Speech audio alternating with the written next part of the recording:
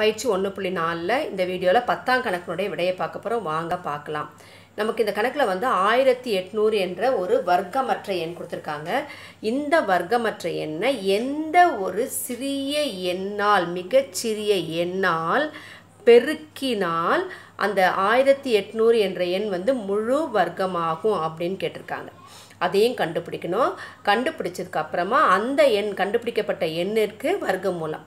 So first என்ன பண்ணணும், எந்த மிகச்சிறிய எண்ணால் பெருக்குனா இந்த எண் வந்து முழு வர்க்க எண் கிடைக்கும்னு பார்க்கணும். அதுக்கப்புறம் கிடைச்சதுக்கப்புறம் அந்த வர்க்க எண்ணினுடைய வர்க்கமூலத்தை காணணும். வாங்க பார்க்கலாம் எப்படி பண்ணலான்னு. இதுக்கு வந்து பெருக்கினால் வகுத்தால் அதுக்கு வந்து நம்ம என்ன பண்ணணும் அப்படின்னா பகா காரணி முறை தான் பயன்படுத்தணும். சரிங்களா? வாங்க பார்க்கலாம். 1800 ரெட்டை எண் இல்லையா? அப்போ என்ன பண்ணணும், என்ன பகா எண் எடுத்துக்கணும், 2 தான் எடுத்துக்கணும். நம்ம பகா எண்கள் இதெல்லாம் 2, 3, 5, 7, 11, 13, 17, 19. ஸோ இந்த எண்களை தான் நம்ம பயன்படுத்த முடியும் இல்லையா? அப்போ 2 வந்து ஒரு பகா எண். ஸோ இது ரெட்டை எண்ணா, 0ல் முடிஞ்சிருக்கனால இது ரெட்டை எண். அதனால் 2ஆல் வகுக்க போகிறோம். ஃபஸ்ட்டு 1 எடுத்துங்க. 1 வகுப்படாது, அதனால் பக்கத்தில் இருக்க 18 எடுத்துக்கணும். 18ல் எத்தனை ரெண்டுகள் இருக்குது? 9, 2, 18. அப்புறம் அந்த 2 0 போட்டுங்க. போட்டுட்டு இதுவும் வந்து ஒரு ரெட்டை எண். அப்போ 2ஆல் வகுக்கலாம். 9ல் எத்தனை ரெண்டுகள் இருக்குது? 4, 2, 8, மீதி 1. அந்த 1 இங்கே போட்டுக்கணும். அப்போ 10 ஆகிடும். 10ல் எத்தனை ரெண்டுகளுக்கு? 2, 10, அந்த 0 போட்டுங்க. இது 0ல் முடிஞ்சதுனால 2ஆலையும் வகுக்கலாம். 5ம் ஒரு பகா எண், 5ஆலையும் வகுக்கலாம். ஸோ 5ஆல் வகுத்துருக்கேன். 5 எடுத்துட்டோம்.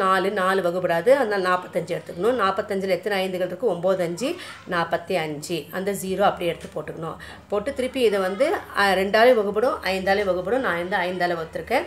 5 எடுத்துங்க. 9ல் எத்தனை 5 இருக்குது? 1, 5, 5, மீதி 4, 40னா 8, 5, 40. இது வந்து ரெட்டை எண். அப்போ எதால் வகுக்கணும்? 2ஆல் வகுக்கணும். அப்போது 1 வந்து வகுப்படாது, 18 எடுத்துக்கணும். 9, 2, 18. இப்போ 9 வந்து ஒற்றை எண். அப்போ 2வது பகா எண் என்னது? 3. 3ஆல் வகுக்கணும். 3ஆல் வகுக்கும் எண் வந்து 3 எடுத்துக்கணும். 9ல் எத்தனை 3கள் இருக்குது? 3, 9. இப்படி 1 வரது வரைக்கும் நம்ம வகுத்துக்கணும். 3 வந்து பகா எண், 3ஆல் மட்டும்தான் வகுப்படும்.